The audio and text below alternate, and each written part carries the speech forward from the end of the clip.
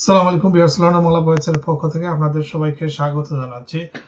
এখনকার যে নিউজটি সেটি হচ্ছে আ ভারত বাংলাদেশে ভিসা সেবা প্রায় বন্ধ করে দিয়েছে এবং তারা বলছে যে অ্যা কেবলমাত্র চিকিৎসার জন্য জরুরি প্রয়োজনে আ যদি ভারত যেতে চান কেউ তাহলে তাদের ব্যতীত অন্য ধরনের প্রায় সব ধরনের ভিসা তারা বন্ধ রেখে দিয়েছে এবং জরুরি কাজ ছাড়া কেউ ভারতে বাংলাদেশ থেকে ভিসা পাবে না। এটি আজকে নিশ্চিত করা হয়েছে।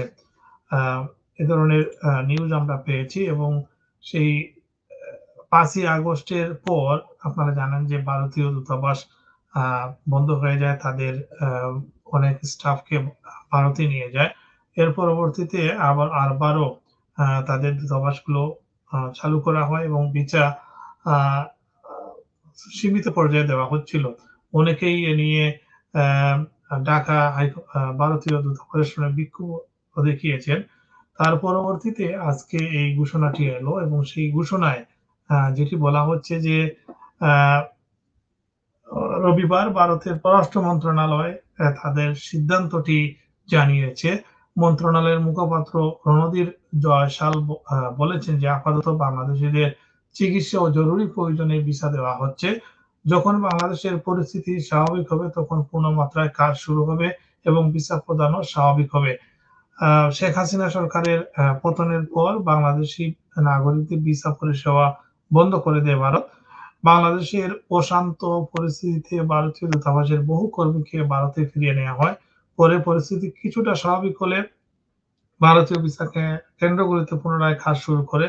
তবে দিনের পর দিন অপেক্ষা করে ভিসা না পেয়ে ঢাকার ভারতীয় ভিসা প্রদান কেন্দ্র বিক্ষোভ দেখান বাংলাদেশের নাগরিকরা। এর জের ধরে ফের আ কার্যক্রম ব্যাহত হয়।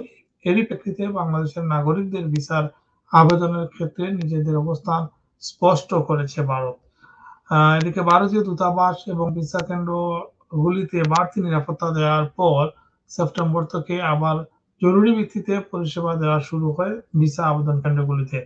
ভারতীয় ভিসা আবেদন কেন্দ্র জানিয়েছে প্রাথমিকভাবে ভিসা সেন্টার খুলছে ঢাকা, খুলনা, রাজশাহী, চট্টগ্রাম, সিলেট এবং আ আগেই বলেছি খুলনা বিভাগে।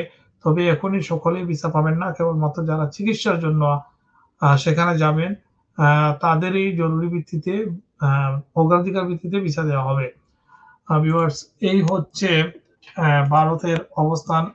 শেখ হাসিনা সরকারের পতনের পর ভারত তাদের মনোভাব অনেকটাই পরিবর্তন করেছে এবং ভিসাতে কড়াকড়ি শুরু করেছে। আমরা যতটুকু জানি যে বাংলাদেশ থেকে বেশিরভাগ মানুষই ভারতে চিকিৎসার জন্য যান।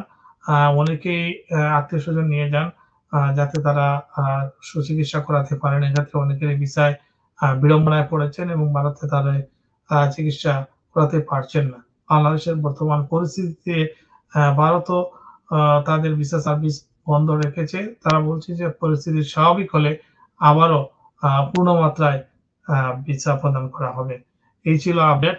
আবারও কোনো আ নিউজ থাকলে আরো নিয়ে আসবো আপনাদের জন্য। সবাইকে ধন্যবাদ।